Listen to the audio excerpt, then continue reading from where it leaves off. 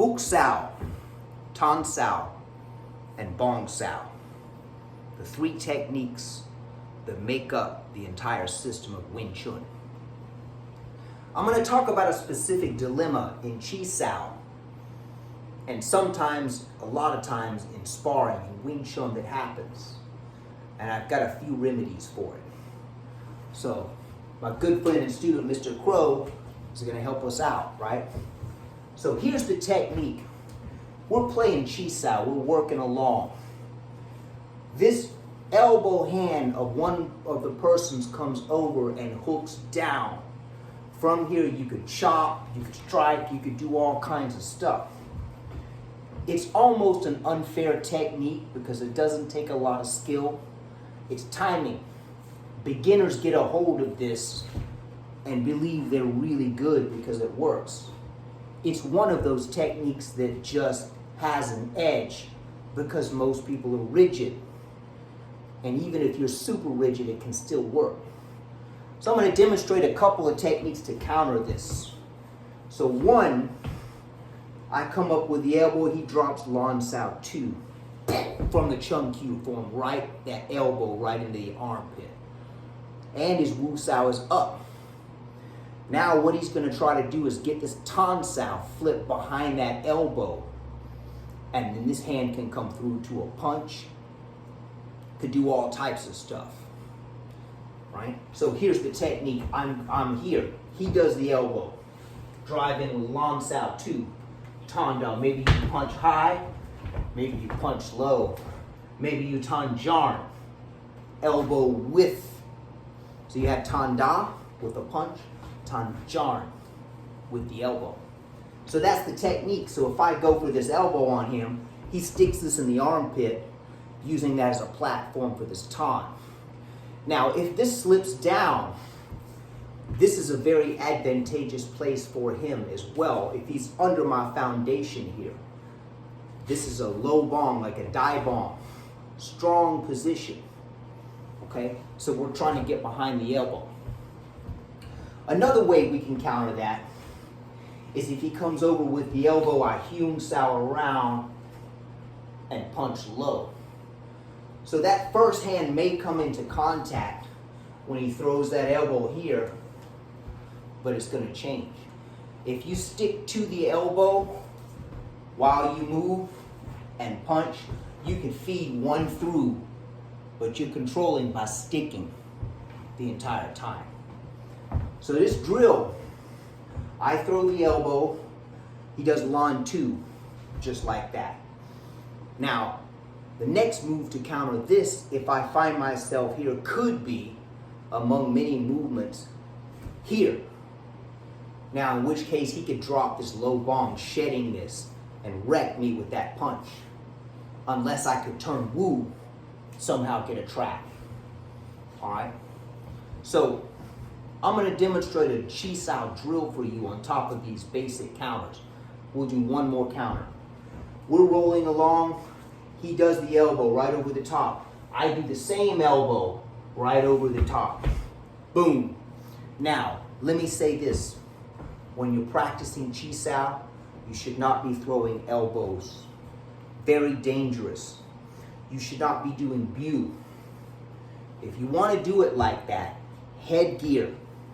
If you want to practice Biu Sao, to the eyes, put on goggles. No problem. We want to train. We don't want to hurt ourselves or our training partners. It's not good for anyone. Just remember that is an option when you're playing. Now I can throw the elbow over without connecting to the head and try to manipulate and stick. No problem. Just be careful. See that if you are going to hit, that you can control it. You know, in the Chum Kiu form, this teaches you to control a blow. Your opponent misses, your hand stops instead of hitting him. That would demonstrate a lack of control. So the Chi Sao technique we're going to do is called Tanda Noi Pak.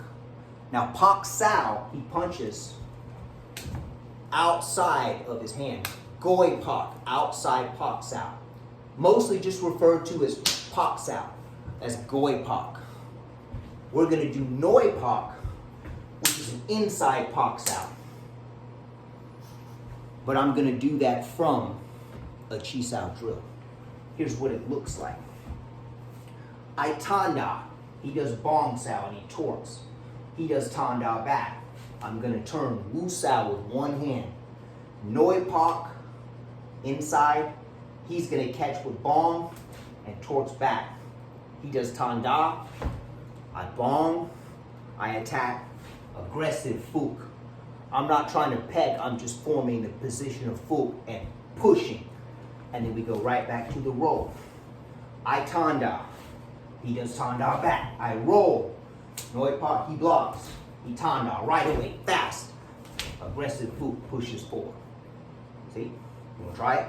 Yeah. All right, here we go. All the way to Tan. Tanda. I Tanda back. Wu Sao. Noi Pak. Punch. I Tanda. Aggressive Fook. Just like that, flip Tan. So you're just pushing the forearm forward pretty much. It's not a specific hand chip. It's draped like crane, but it's not you're not trying to peck. You're just pushing that Fook Sao forward. Although that application is there in crane. This is really developed. It doesn't feel good if it's solid.